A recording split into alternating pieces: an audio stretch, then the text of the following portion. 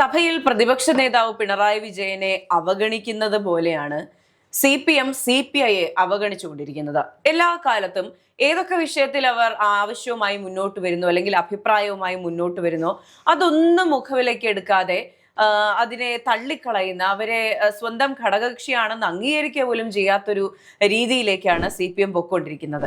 ഇങ്ങനെ പോവുകയാണെങ്കിൽ CPI LDF എന്ന മുന്നണി പോലും വിടാനുള്ള സാധ്യതയല്ലേ കാണുന്നത്?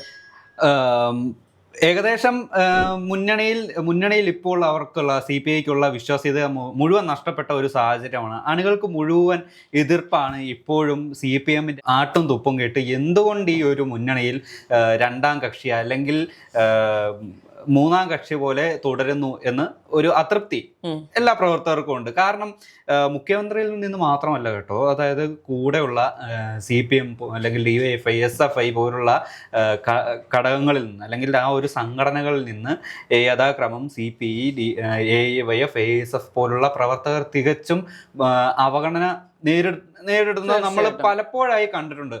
ഇപ്പോൾ ഒരു പഴയ ഒരു കേസ് നമുക്ക് എടുത്തു നോക്കിയാൽ നമ്മുടെ SFIയിൽ ഉണ്ടായിരുന്ന PM മാർഷോ നമ്മുടെ SFI സംസ്ഥാന സെക്രട്ടറി ആയിരുന്ന സമയത്താണ് MG യൂണിവേഴ്സിറ്റിയുടെ ക്യാമ്പസിൻ്റെ മുന്നിൽ ASF വനിതാ നേതാവിനെ പച്ചപ്പുലഭ്യം വിളിച്ചതും അവരെ ക്രൂരമായി മർദ്ദിച്ചതും. ആ ഒരു വനിതാ നേതാവിനോടൊപ്പം ASFന്റെ ഒരു സംസ്ഥാന നേതാവും ഉണ്ടായിരുന്നു. എനിക്ക് ഒരു ആസിഫോ അങ്ങനെ ഏതാണ്ടാന്ന് തോന്നുന്നു. അങ്ങനെ ആ ഒരു രണ്ടുപേരെയും ഈ ഒരു കോളേജ് ഇലക്ഷനുമായി ബന്ധപ്പെട്ട് അല്ലെങ്കിൽ കോളേജ് ചെയർമാൻ സ്ഥാനവുമായി ബന്ധപ്പെട്ട് ഇവർ പിന്മാറണമെന്ന ആവശ്യമായിട്ടാണ് ഇവരെ രണ്ടുപേരും ക്രൂരമായി മർദ്ദിച്ചത്. ഒരു പോലീസ് പരാതി ഈ ഒരു നൽകി കേസുമായി മുന്നോട്ട് പോകാൻ പോലും അന്നത്തെ CPI നേതൃത്വം തയ്യാറായില്ല. ആ ഒരു കേസ് വിഡ്രോ ചെയ്ത് സമവായത്തിലെത്തുകയായിരുന്നു. അന്ന് മുതൽ അല്ലെങ്കിൽ അതിനു മുമ്പ് തന്നെ അല്ലെങ്കിൽ CPI CPM എന്നു മുതൽ രണ്ടായി വിഭജിക്കപ്പെട്ടോ അന്ന് മുതൽ CPMന്റെ ഒരു കീഴാളനെ പോലെയാണ്, അല്ലെങ്കിൽ CPM എന്ന ജന്മിക്ക് മുന്നിൽ കീഴാളനെ പോലെയാണ് CPI പ്രവർത്തിച്ചു വരുന്നത്. CPM എന്ത് പറയുന്നു അതാണ് CPIക്ക് വേദവാക്യം. സ്വന്തമായിട്ട് നിലപാടുകളോ അല്ലെങ്കിൽ സ്റ്റാൻഡുകളോ അല്ലെങ്കിൽ തീരുമാനങ്ങളോ എടുക്കാൻ കഴിയാത്ത സാഹചര്യമാണ് ഇപ്പോൾ CPIക്കുള്ളത്. ഒറ്റ സഖ്യകക്ഷിയായി അല്ലെങ്കിൽ ഒരു കക്ഷിയായി ഒരു ശക്തി കുറഞ്ഞ കുറച്ച് പ്രവർത്തകരെങ്കിലുമായി പ്രവർത്തിച്ചാൽ തന്നെ കുറച്ചെങ്കിലും അഭിമാനത്തോടെ പ്രവർത്തിക്കാം. തങ്ങൾ ഉത്തമ കമ്മ്യൂണിസ്റ്റുകാരാണ്, നിലപാടുള്ള കമ്മ്യൂണിസ്റ്റുകാരാണ്, അല്ലെങ്കിൽ CPMന് ബദലാണ് CPI എന്ന് പറയാനുള്ള ഒരു ആർജവം ഇതുവരെയായിട്ടും CPIയിലെ ഇതുവരെയുള്ള സംസ്ഥാന നേതാക്കൾ ഒരു കാരണവശാലും എടുത്തിട്ടില്ല. ഇപ്പോ CPI അഭിപ്രായ വ്യത്യാസം പ്രകടിപ്പിച്ച ഒരു വിഷയം എന്ന് പറയുന്നത് PM ശ്രീയാണ്. എനിക്ക് തോന്നുന്നു PM ശ്രീക്ക് മുൻപും പല കാര്യങ്ങളിലും ഈ പറഞ്ഞ അഭിപ്രായ വ്യത്യാസം അവർക്കിടയിലുണ്ട്. പക്ഷെ ഇത് പുറത്തേക്ക് വരുന്നില്ലായിരുന്നു. ഒരു പോയിന്റ് കഴിഞ്ഞപ്പോൾ അഷിക്ക് അവസാനം പറഞ്ഞ കാര്യത്തോട് ഞാൻ വിയോജിക്കുകയാണ്. ബിനോയ് വിശ്വമൊക്കെ ശക്തമായ രീതിയിൽ എതിർത്തു. PM ശ്രീ വിഷയത്തിൽ ഈ പരിപാടി നടക്കില്ല, ഇനി ഈ കാര്യത്തിൽ വിട്ടുവീഴ്ചയില്ല എന്നുള്ള കൃത്യമായ നിലപാട് അറിയിച്ചിട്ടുണ്ട്. അതൊരു പോയിന്റിന് ശേഷമാണ്. അതിന് മുൻപ് വരെ ഈ പറഞ്ഞ സാഹചര്യം തന്നെയായിരുന്നു.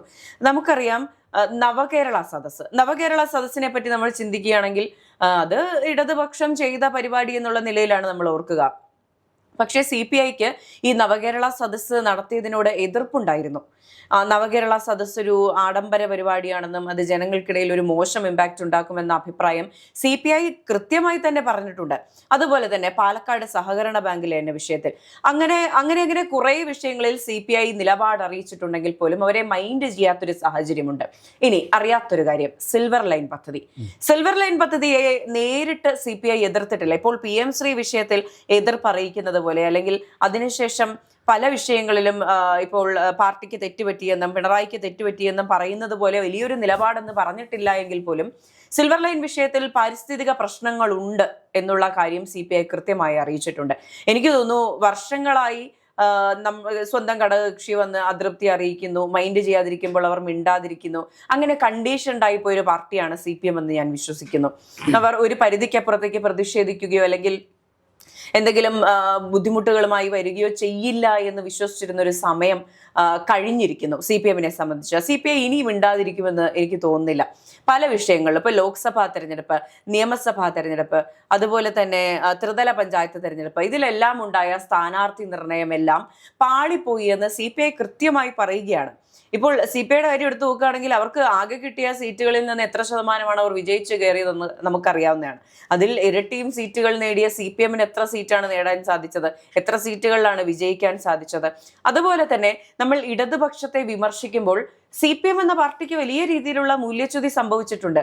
പക്ഷേ CPI എന്ന പാർട്ടിയെ നമ്മൾ അങ്ങനെ കടന്നാക്രമിക്കാൻ ആഗ്രഹിക്കില്ല. കാരണം അവർക്ക് അവരുടേതായ മൂല്യങ്ങൾ ഉണ്ടെന്ന് നമ്മളും വിശ്വസിക്കുന്നുണ്ട്.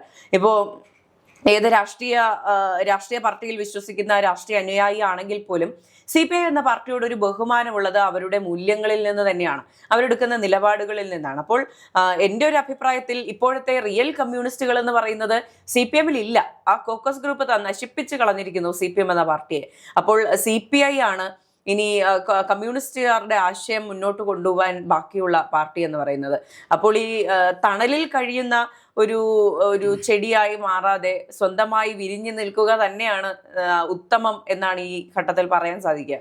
അതെ, തീർച്ചയായും മേഘ പറയുന്ന ആ ഒരു പോയിന്റിനോട് എനിക്ക് യോജിച്ചു പോകുന്നു. പക്ഷേ അതിൽ മറ്റൊരു പ്രശ്നമുണ്ട് മേഘ. അതായത് ഇപ്പോൾ CPIയുടെ സംസ്ഥാന നേതൃത്വത്തിലുള്ളത് ബിനോയ് വിശ്വമാണ്.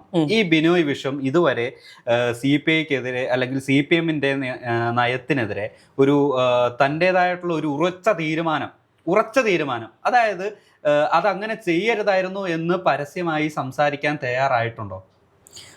പരിശോധിച്ചു നോക്കിയാൽ മനസ്സിലാവും. എപ്പോഴും CPMന് അല്ലെങ്കിൽ പിണറായി വിജയനും വിധേയപ്പെട്ടുള്ള രീതിയിലുള്ള മറുപടിയും അല്ലെങ്കിൽ പ്രഖ്യാപനങ്ങളോ അല്ലെങ്കിൽ പ്രസ്താവനകളോ മാത്രമാണ് ബിനോയ് വിശ്വം പറയാൻ തയ്യാറായിട്ടുള്ളത്. ഇതിനു മുമ്പുള്ള സംസ്ഥാന സെക്രട്ടറി ആയിരുന്ന കാനം രാജേന്ദ്രൻ വരെ ഈ ഒരു പിണറായി വിജയനെ ഭയന്നുകൊണ്ടായിരുന്നു CPIയിലെ നേതൃത്വത്തിൽ തുറന്നുകൊണ്ടിരുന്നത്. ഇപ്പോ ബിനോയ് വിശ്വം അത്തരത്തിൽ ഭയന്ന് നിൽക്കുന്ന ഒരാളാണെന്ന് ഞാൻ വിശ്വസിക്കുന്നില്ല. അദ്ദേഹം എല്ലാ കാലത്തും ഇത് പറഞ്ഞിട്ടുണ്ട്. ഇപ്പോൾ നമുക്ക് നേഷൻ ഫസ്റ്റിന് തന്നിട്ടുള്ള ഒരു അഭിമുഖത്തിൽ തന്നെ പറഞ്ഞിട്ടുണ്ട്, CPIയുടെ കാര്യങ്ങൾ തീരുമാനിക്കുന്നത് CPM അല്ല, CPIയുടെ കാര്യങ്ങൾ തീരുമാനിക്കുന്നത് പിണറായി അല്ല, അത് ഞങ്ങൾ തന്നെയാണ് എന്ന് ഉറച്ചു പറയാൻ ആർജവും കാണിച്ചിട്ടുണ്ട്. പക്ഷേ ബാക്കി ഈ പറഞ്ഞതുപോലെ ബാക്കിയുള്ള CPM നേതാക്കളുടെ കാര്യം പറയുകയാണെങ്കിൽ അവർക്ക് നിലനിൽപ്പാണ് വലുത്. ഇപ്പോൾ എണ്ണത്തിൽ കൂടുതൽ അവരാണ് എന്നുള്ളൊരു ഉള്ളത് കൊണ്ടാകും. ഇപ്പോൾ ശതമാനത്തിൽ കൂടുതൽ CPI ആണെങ്കിൽ പോലും എണ്ണത്തിൽ കൂടുതൽ CPM നേതാക്കളാണല്ലോ ഉള്ളത്.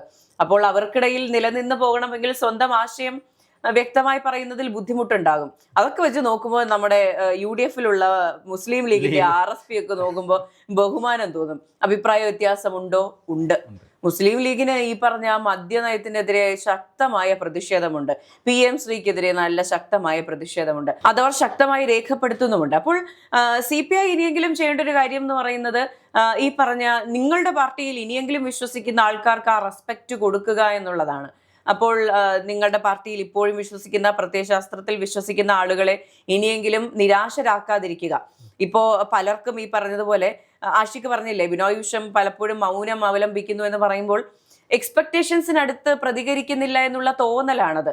അത് അണികൾക്ക് സ്വാഭാവികമായിട്ടും ഉണ്ടാകും. അല്ല, ഇപ്പൊ ഈ ഒരു കമ്മ്യൂണിസ്റ്റുകാരൻ എന്ന് പറയുമ്പോൾ എല്ലാ കാര്യങ്ങളും പഠിച്ച് അതിന് വ്യക്തമായിട്ടുള്ള ഒരു നിലപാട് പുറത്തറിയിക്കുന്ന അല്ലെങ്കിൽ ശക്തമായ പ്രതിഷേധം രേഖപ്പെടുത്തുന്ന രീതിയിലാണ് ഒരു കമ്മ്യൂണിസ്റ്റുകാരൻ്റെ ഒരു പ്രൊഫൈൽ വരുന്നത്.